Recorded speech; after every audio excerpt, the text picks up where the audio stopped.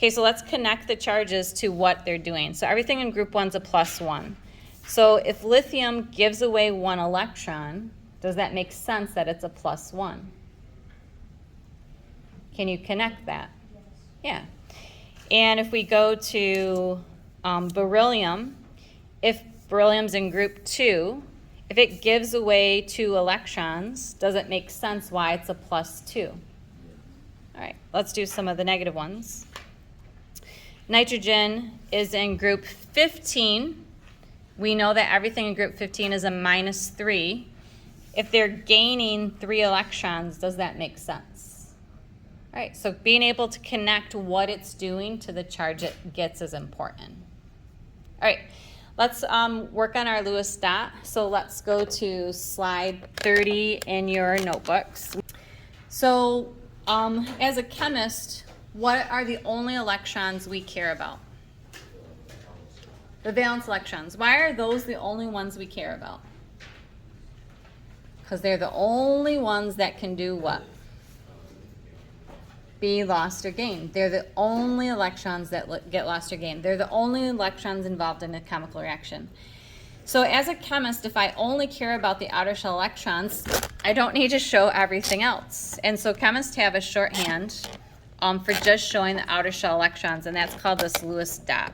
All right, so let's insert a text box that says what the Lewis dot is. So what is a Lewis dot? The dots represent what electrons? The valence electrons.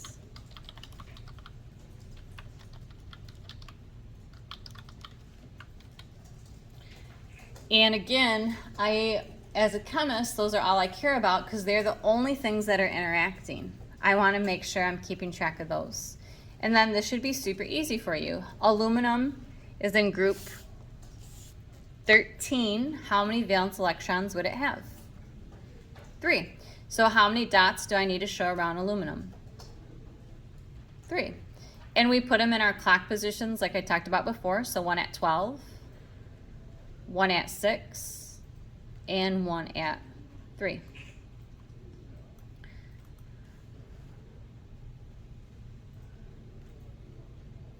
Okay, fluorine is in what group?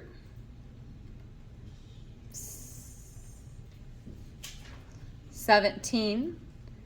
So how many valence electrons does fluorine have?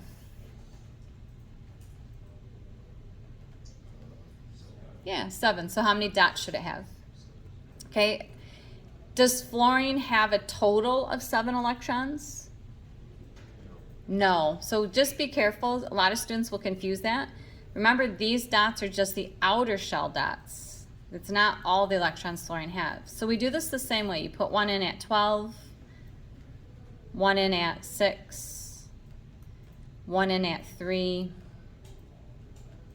1 in at 9, and then you go back through and you start to double them up in pairs. So another 1 at 12, another 1 at 3, another 1 at 6. Just going to give you a second to get your dots in. All right, so just pause a second. If you're still manipulating your dots, just stop. And I want you to look at what you've drawn.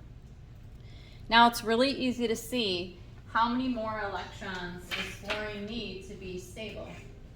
1 more, so it has 8. You just have to be careful. Beryllium doesn't need 6 more. Beryllium's a metal, so what's it gonna do? Lose 2. So just be really careful. It's only the non-metals that you can look at and say, oh, it just needs 1 more to get to the 8. If it's a metal, you look and say it's going to give away those ones. So lithium, Li, how many would it give away? Lithium's a metal, so it's going to give away 1. And you see the 1 dot there, right? Does that make sense to you? All right, put the rest of your dots in. Let me zoom out here a second. I want you to finish this slide, the whole slide, and then I want you to work on slide 31.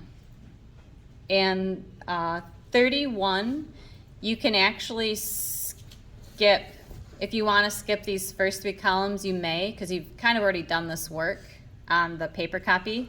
I just want you to do the Lewis dots. All right, so I want you to finish what slides? 30 and 31. Just get as far as you can, and whatever you didn't get done, we'll pick up when we meet again next time.